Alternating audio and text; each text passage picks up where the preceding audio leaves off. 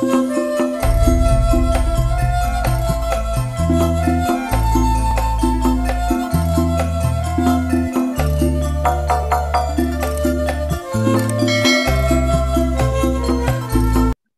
lagi, Gus.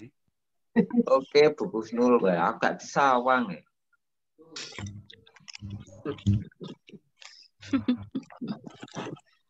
Ya. Tanya, Gus. Di Al-Quran surat An-Nur. Iya. Ayat 2 dan ayat 3. Ya.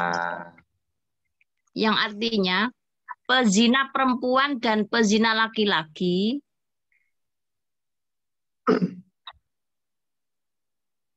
ini yang 3 aja, Gus. Pezina laki-laki tidak boleh menikah kecuali dengan pezina perempuan. Atau dengan perempuan musyrik, dan pezina perempuan tidak boleh menikah kecuali dengan pezina laki-laki. Atau dengan laki-laki musyrik. Dan yang demikian itu diharamkan bagi orang mukmin. Maksudnya gimana, Gus?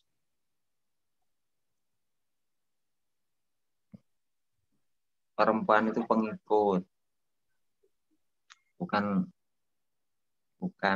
Jadi laki-laki itu yang diikuti, perempuan pengikutnya. Jadi maknanya itu antara pengikut dan yang diikuti.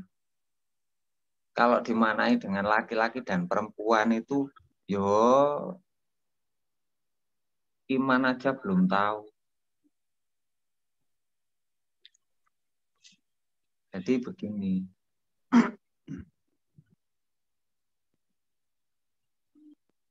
Ketika orang iman, laki-laki iman, orang iman satu orang mempunyai pengikut atau teman dekat yang akrab yang sampai masuk ke hati orang yang tidak iman, itu akan tergeret juga.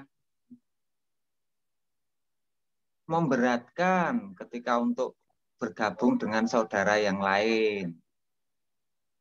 Menjaga perasaan, nggak enak. Penak-penakan jenengan kalau punya teman dekat yang sering mengikuti jenengan orang Kristen, kalau mau kemana-mana dengan orang-orang yang Islam kan nggak enak juga jenengan. Terus jenengan setia dengan dia, pengikutnya, orang Kristen. Akhirnya kan semakin jauh. Contohnya begitu. Jadi ya orang-orang orang-orang yang laki-laki pezina dan perempuan pezina itu maksudnya pindah kepada selain orang iman gitu.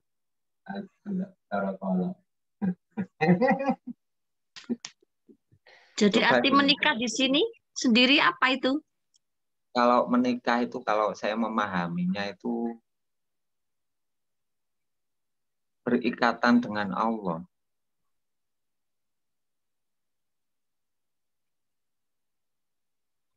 Kan itu Al-Quran kan untuk orang iman. Jadi ikatan dengan Allah, terus ikatan seandainya saya dengan sahabat-sahabat saya, ada orang masuk jamaah, itu namanya pengikut, ibaratnya wanita ibarat. Kalau di Jawa Lingga dan Yoni, kalau di Islam imam dan makmum.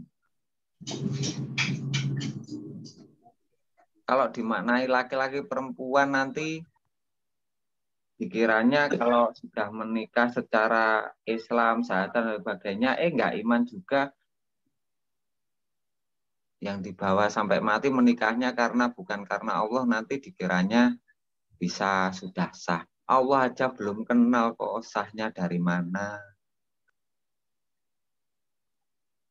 Tapi ya enggak apa-apa, pemahaman itu kan berbeda-beda.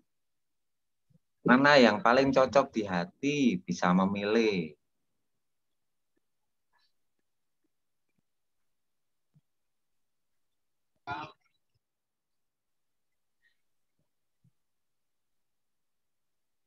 mana yang paling cocok di hati bisa memilih.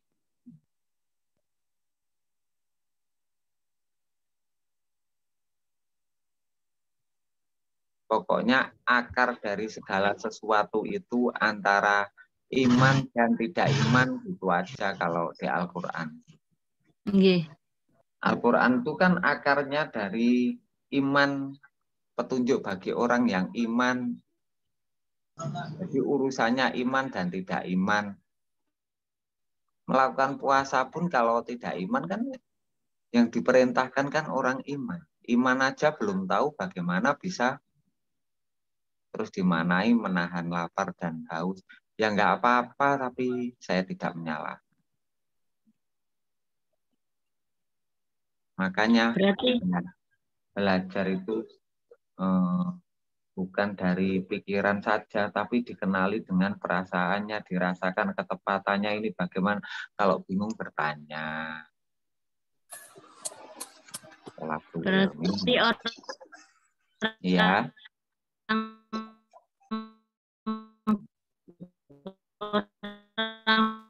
Beriman dengan orang musyrik memang dilarang. Orang beriman dengan orang musyrik tidak dibenarkan untuk bersatu.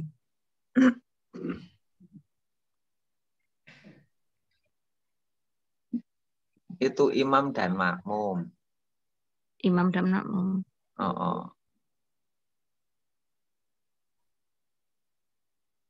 Kalau makmumnya orang musyrik, masa imamnya iman, makmumnya musyrik, masa bisa bersatu?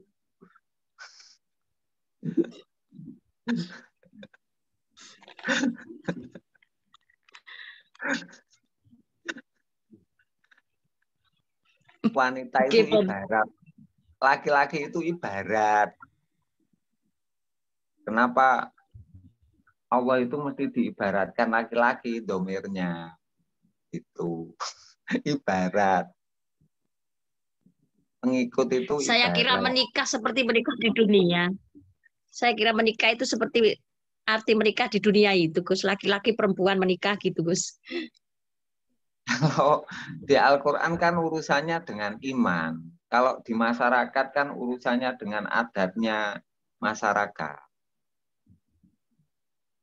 Kalau menikah berdasarkan bukan ketulusan untuk ke Allah, ya sama saja karena kesenangan. Itu bagaimana?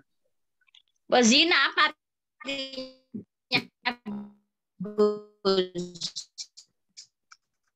Kurang jelas. Pezina. Pezina.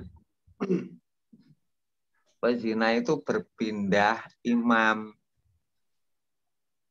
Dua imam itu bagaimana?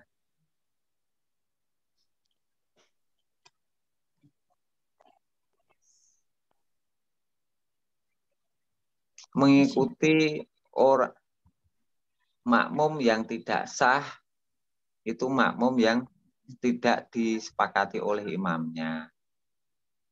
Mengikuti aku ikut kamu naik sepeda motor. Kalau nggak diizinkan, sahnya itu kan karena kata-kata iya. Aku ikut terus mengikuti aja kemana-mana. Nanti dicurigai juga kalau nggak sah. Kalau tidak ada kata iya.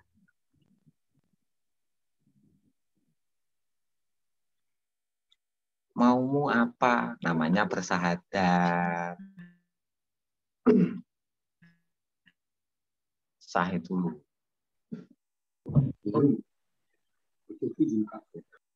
Paham?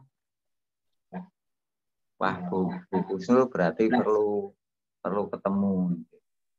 Yo, monggo to Bu. Rawuh datang dalam pulau. Oh, Bu Sul itu belum ketok. Halo Pak Haji. Yo, lanjut Gus. Tapi saya memahaminya dari sisi keimanan dan tidak iman loh ya. Jadi urusan hati. Kalau dimanai secara syariat beda lagi ya, tanya orang-orang yang memahami dari sisi amal, kalau saya memahami dari sisi keimanan hati. Tapi boleh terserah siapa. Kita kan hanya menyampaikan saja.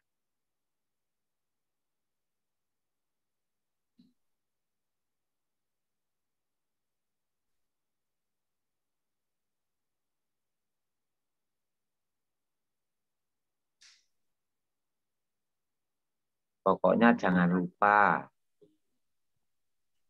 iman itu menghapuskan segala dosa. Keimanan yang kafah sampai-sampai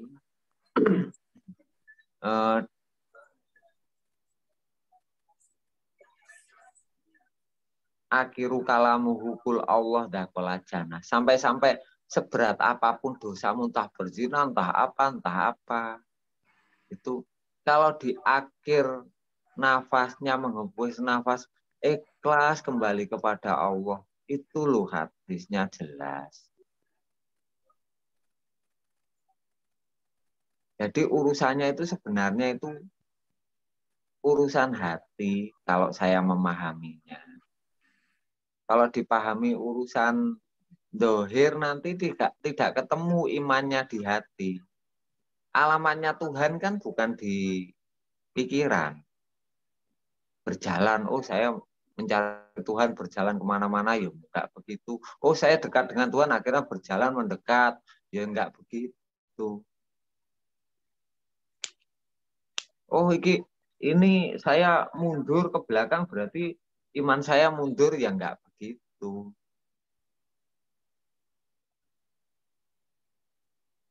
Kembalikan lagi kepada alamat Tuhan. Alamatnya Allah di mana? Allah lebih dekat dari urat leher.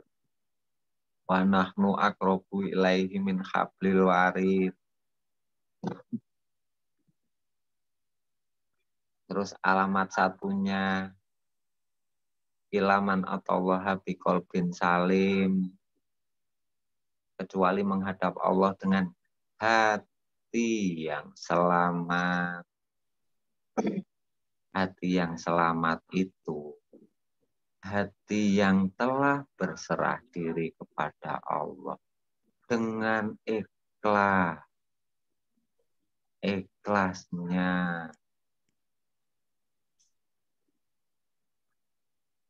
Jadi menempati, keimanan itu ditempati, bukan dipahami.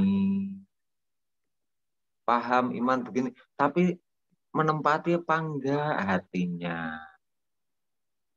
Kalau enggak ditempati, namanya memahami ilmu, tidak bisa menjadi perilaku, tidak bisa berpuasa, menahan diri, karena keimanannya. Begitu. Menahan diri itu yang menjadikan sesuatu itu mengganjal. Ini nanti aku kebablasan. Kita menahan, terus tumak ninah, terus husnul khotimah, husnul khotimah. Husnul khotimah itu di akhir nafasmu. Itu loh, kalau kamu kan bernafas itu kan ada yang terendah lah, itu loh sampai tenang, yang terendah nafasmu, yang terendah set ke dalam itu berserah diri kepada Allah. Jadi tidak ada pikirannya mengganjal, nafasnya ya tetap nggak bisa longgar.